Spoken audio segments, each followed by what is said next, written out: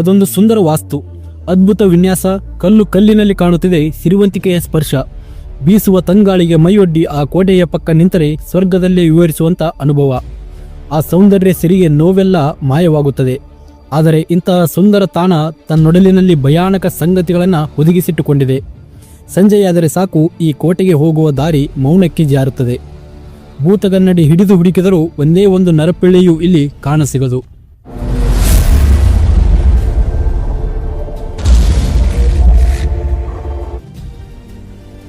ರಾಜಸ್ಥಾನ ಕೋಟೆಗಳಿಗೆ ಹೆಸರಾದಂಥ ರಾಜ್ಯ. ಇಲ್ಲಿ ಅದೆಷ್ಟೋ ಕೋಟೆಗಳು ಈಗಲೂ ಕೌತುಕದ ಕಣಜಗಳಾಗಿ ಉಳಿದುಕೊಂಡಿವೆ. ಅಂತಹ ಕೋಟೆಗಳಲ್ಲಿ ಒಂದು ಜೈಪುರದ ಆಳ್ವಾರ ಜಿಲ್ಲೆಯಲ್ಲಿರುವಂಥ ಬನಾಗಢ್ ಕೋಟೆ. ಇದು ಅಂತಿಂತ ಕೋಟೆಯಲ್ಲ, ಇದರ ಹಿಂದೆ ಭಯಾನಕ ಕಥೆ ಇದೆ. ಒಂದು ಕಾಲದಲ್ಲಿ ಸಮೃದ್ಧತೆ ಸಿರಿಯಂತಿದ್ದಂಥ ಈ ಕೋಟೆ ಹೆಸರು ಹೇಳಿದರೆ ಸಾಕು ಈಗ ಬನಾಗಢ್ ಗ್ರಾಮದ ಜನ ನಡುಗುತ್ತಿದ್ದಾರೆ. ಸಂಜೆಯಾದ ಮೇಲಂತೂ ಇತ್ತ ಜನ ತಲೆನೂ ಹಾಕುವುದಿಲ್ಲ. ಕಾರಣ ಕೇಳಿದರೆ ದೆವ್ವ ಭೂತದ ಭಯ. ಅಂಬೇರನ್ನ ಕಚ್ವಾಹವನ್ನು ಆಳುತ್ತಿದ್ದಂಥ ರಾಜ ಭಗವಂತ್ ಸಿಂಗ್ ತನ್ನ ಕಿರಿಯ ಪುತ್ರನಾದಂಥ ಮಾಧವ್ ಸಿಂಗಾಗಿ ಕ್ರಿಸ್ತಶಕ 1573ರಲ್ಲಿ ಈ ಕೋಟೆಯನ್ನು ನಿರ್ಮಿಸಿದನು. ಇಂತಹ ಕೋಟೆ ಈಗ ನಿಗೂಢವಾಗಿಯೇ ಉಳಿದುಕೊಂಡಿದೆ. ಸಂಜೆಯಾದ ಮೇಲೆ ಇಲ್ಲಿ ಯಾರೂ ನಿಲ್ಲುವಂತಿಲ್ಲ.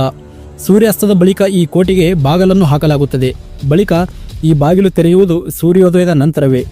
ಪುರಾತತ್ವ ಇಲಾಖೆಯ ಮೇಲುಸ್ತುವಾರಿಯಲ್ಲಿರುವಂಥ ಈ ಕೋಟೆಯಲ್ಲಿ ಸಂಜೆಯ ಬಳಿಕ ಯಾರೂ ಇರುವಂತಿಲ್ಲ ಎಂಬ ಬೋರ್ಡ್ ಕೂಡ ಹಾಕಲಾಗಿದೆ. ಅದಲ್ಲದೆ ಈ ಕೋಟೆಗೆ ರಾತ್ರಿ ಹೊತ್ತು ಹೋದವರು ವಾಪಸ್ ಬಂದಿಲ್ಲ ಎಂಬ ಕತೆ ಕೂಡ ಜನಮಾನಸದಲ್ಲಿ ಇಂದಿಗೂ ಪ್ರಚಲಿತದಲ್ಲಿದೆ. ಬನಾಗಢ್ ಒಂದು ಶಾಪಗ್ರಸ್ತ ಕೋಟೆ ಎಂಬ ನಂಬಿಕೆ ಇಲ್ಲಿಯ ಜನರದ್ದು. ಇಲ್ಲಿ ಸಂಜೆಯಾಗುತ್ತಿದ್ದಂತೆ ಆತ್ಮಗಳು ಸಂಚರಿಸುತ್ತವೆ, ದೆವ್ವಗಳ ಸಭೆ ನಡೆಯುತ್ತದೆ ಎಂಬೆಲ್ಲ ಕಥೆಗಳು ಬನಾಗಢ್ ಗ್ರಾಮದ ಜನರಲ್ಲಿ ಮಾತನಾಡಿದಾಗ ಕೇಳಿಬರುತ್ತವೆ. ವೃದ್ಧರಿಂದ ಹಿಡಿದು ಚಿಕ್ಕ ಮಕ್ಕಳ ತನಕ ಸದ್ಯ ಈ ಕೋಟೆಯ ಬಗ್ಗೆ ಭಯದ ವಾತಾವರಣ ನಿರ್ಮಾಣವಾಗಿದೆ.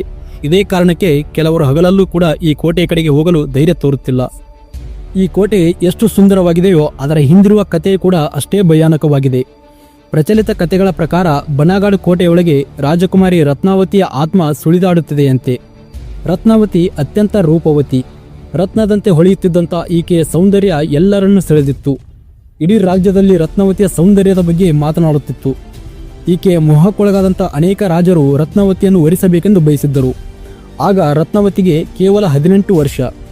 ಯೌವನದ ಸೌಂದರ್ಯದಲ್ಲಿ ಮಿನುಗುತ್ತಿದ್ದಂಥ ರತ್ನಾವತಿ ತನ್ನ ಸಖಿಯರೊಂದಿಗೆ ಸುಗಂಧ ದ್ರವ್ಯಗಳನ್ನು ಕೊಳ್ಳಲು ಹೋಗಿದ್ದಾಗ ಈಕೆಯನ್ನು ಸಿಂಧಿಯಾ ಎಂಬ ವ್ಯಕ್ತಿ ದೂರದಿಂದಲೇ ನೋಡಿ ಮೋಹಕ್ಕೊಳಗಾಗಿದ್ದ. ಇದೇ ರಾಜ್ಯದಲ್ಲಿದ್ದಂಥ ಸಿಂಧಿಯಾ ಮಾಟಮಂತ್ರದ ವಿದ್ಯೆಗಳನ್ನು ಕರಗತ ಮಾಡಿಕೊಂಡಿದ್ದ. ಹೇಗಾದರೂ ಮಾಡಿ ರಾಜಕುಮಾರಿ ರತ್ನಾವತಿಯನ್ನು ವರಿಸಬೇಕೆಂದು ಪಣ ತೊಟ್ಟಿದ್ದ. ಈತ ಒಂದು ದಿನ ರಾಜಕುಮಾರಿ ತುಂಬಾ ಇಷ್ಟಪಡುತ್ತಿದ್ದಂಥ ಸುಗಂಧ ದ್ರವ್ಯದಲ್ಲಿ ತನ್ನ ಮಾಟಮಂತ್ರದ ಭಸ್ಮವನ್ನು ಹಾಕಿ ಆಕೆಯನ್ನು ವಶೀಕರಣ ಮಾಡಿಕೊಳ್ಳಲು ನೋಡಿದ್ದ. ಇದು ರಾಜಕುಮಾರಿಗೆ ಗೊತ್ತಾಗಿತ್ತು. ಹೀಗಾಗಿ ಸುಗಂಧ ದ್ರವ್ಯದ ಬಾಟಲಿಯನ್ನು ಈಕೆ ದೊಡ್ಡ ಬಂಡೆಯ ಮೇಲೆ ಎತ್ತಿ ಬಿಸಾಕಿದ್ದಳು. ಆಗ ಆ ಬಂಡೆ ಮಂತ್ರದ ಪ್ರಭಾವದಿಂದ ಹೊರಳಾಡಿಕೊಂಡು ಸಿಂಧಿಯಾ ಇದ್ದಲಿಗೆ ಹೋಗಿತ್ತು. ರಾಜಕುಮಾರಿಯು ಅದರ ಹಿಂದೆ ಓಡಿ ಹೋಗಿದ್ದಳು. ಬಳಿಕ ಆ ಬಂಡೆ ಮಂತ್ರವಾದಿ ಸಿಂಧಿಯಾನ ಪ್ರಾಣವನ್ನು ತೆಗೆಯುವ ತನಕ ಆ ರತ್ನಾವತಿ ಅಲ್ಲೇ ನಿಂತಿದ್ದಳು. ಆದರೆ ಪ್ರಾಣ ಹೋಗುವ ಸಂದರ್ಭದಲ್ಲಿ ಸಿಂಧಿಯಾ ಶಾಪ ಕೊಟ್ಟಿದ್ದ. ಈ ಕೋಟೆಯಲ್ಲಿರುವವರು ಎಲ್ಲರೂ ಸರ್ವನಾಶವಾಗಲಿ, ಅವರ ಆತ್ಮಗಳು ಮುಕ್ತಿ ಇಲ್ಲದೆ ಇಲ್ಲಿಯೇ ಸುಳಿದಾಡಲಿ ಎಂಬುದು ಆ ಶಾಪವಾಗಿತ್ತು. ಸಿಂಧಿಯಾ ಶಾಪ ಕೊಟ್ಟ ಬಳಿಕ ಬನಾಗಢ್ ಮತ್ತು ಅಜಬ್ಗಢ ನಡುವೆ ಭಯಾನಕ ಯುದ್ಧ ನಡೆದು ಎಲ್ಲರೂ ಸಾವನ್ನಪ್ಪಿದ್ದರು. ರತ್ನಾವತಿಯು ಕೂಡ ಶಾಪದ ಕಾರಣದಿಂದಾಗಿ ಕೊನೆ ಉಸಿರು ಎಳೆದಿದ್ದಳು. ಇಲ್ಲಿಂದಲೇ ಈ ಕೋಟೆ ದೆವ್ವಗಳ ಕೋಟೆಯಾಯಿತು ಎಂಬುದು ಜನರ ನಂಬಿಕೆಯಾಗಿದೆ. ಇದೇ ಕಾರಣಕ್ಕೆ ಸಂಜೆಯಾದರೆ ಸಾಕು ಈ ಕೋಟೆಯೊಳಗೆ ಯಾರೂ ಹೋಗುತ್ತಿಲ್ಲ. ಜನರು ಹೇಳುವ ಪ್ರಕಾರ ಈ ಕೋಟೆಯಲ್ಲಿ ಈಗಲೂ ಆತ್ಮಗಳು ಸಂಚರಿಸುತ್ತಿವೆಯಂತೆ. ಕೆಲವು ಸಂದರ್ಭಗಳಲ್ಲಿ ತಲವಾರುಗಳ ಶಬ್ದಗಳು, ಆಕ್ರಂದನ ಮತ್ತು ಕಿರುಚಾಟದಂಥ ವಿಚಿತ್ರ ಶಬ್ದಗಳು ಇಲ್ಲಿಂದ ಕೇಳಿದಂತಾಗುತ್ತದೆ ಎಂಬುದು ಜನರ ಮಾತು ಮತ್ತು ನಂಬಿಕೆಯಾಗಿದೆ. ಸ್ನೇಹಿತರೆ, ಒಂದಂತೂ ಸತ್ಯ, ಅದೇನೆಂದರೆ ಬನಾಗಢ್ ಕೋಟೆಯಲ್ಲಿ ಆತ್ಮಗಳು ಸುಳಿದಾಡುವುದನ್ನು ಯಾರೂ ಕಂಡಿಲ್ಲ. ಅನಾದಿ ಕಾಲದಿಂದಲೂ ಒಬ್ಬರಿಂದ ಒಬ್ಬರಿಗೆ ಈ ಕತೆ ಹರಿದಾಡಿಕೊಂಡು ಬಂದು ಎಲ್ಲರಲ್ಲಿಯೂ ಕೋಟೆಯ ಬಗ್ಗೆ ಅವ್ಯಕ್ತ ಭಯವನ್ನು ಆವರಿಸಿದೆ. ಇದೇ ಕಾರಣದಿಂದ ಸೂರ್ಯಾಸ್ತದಿಂದ ಸೂರ್ಯೋದಯದ ತನಕ ಇಲ್ಲಿಗೆ ಯಾರೂ ಹೋಗುತ್ತಿಲ್ಲ. ಇಲ್ಲಿ ಭೂತ ಇದೆಯಾ ಅಥವಾ ಇಲ್ಲವಾ ಎಂಬುದು ಬೇರೆ ವಿಷಯ, ಅದು ಅವರವರ ನಂಬಿಕೆಗೆ ಬಿಟ್ಟಿದ್ದು. ಆದರೆ ಈ ಕೋಟೆಯಂತೂ ಅದ್ಭುತವಾಗಿದೆ. ಹಗಲಿನಲ್ಲಿ ಇಲ್ಲಿ ಸೌಂದರ್ಯವು ಎಲ್ಲರನ್ನೂ ತನ್ನತ್ತ ಸೆಳೆಯುತ್ತಿದೆ. ಇದು ಸ್ನೇಹಿತರೆ ಬನಾಗಢ್ ಕೋಟೆಯ ಬಗ್ಗೆ ಒಂದಷ್ಟು ಮಾಹಿತಿಯಾಗಿತ್ತು. ವಿಡಿಯೋ ಇಷ್ಟ ಆಗಿದ್ದರೆ ಲೈಕ್ ಮಾಡಿ ಮತ್ತು ಚಾನಲ್ಗೆ ಹೊಸಬರಾಗಿದ್ದರೆ ಸಬ್ಸ್ಕ್ರೈಬ್ ಮಾಡ್ಕೊಳ್ಳಿ ಅಂತ ಹೇಳ್ತಾ ಸಿಗೋಣ ಮುಂದಿನ ವಿಡಿಯೋದಲ್ಲಿ ಮತ್ತೊಂದಿಷ್ಟು ಕಂಟೆಂಟ್ನೊಂದಿಗೆ. ಅಲ್ಲಿವರೆಗೂ ನಮಸ್ಕಾರ.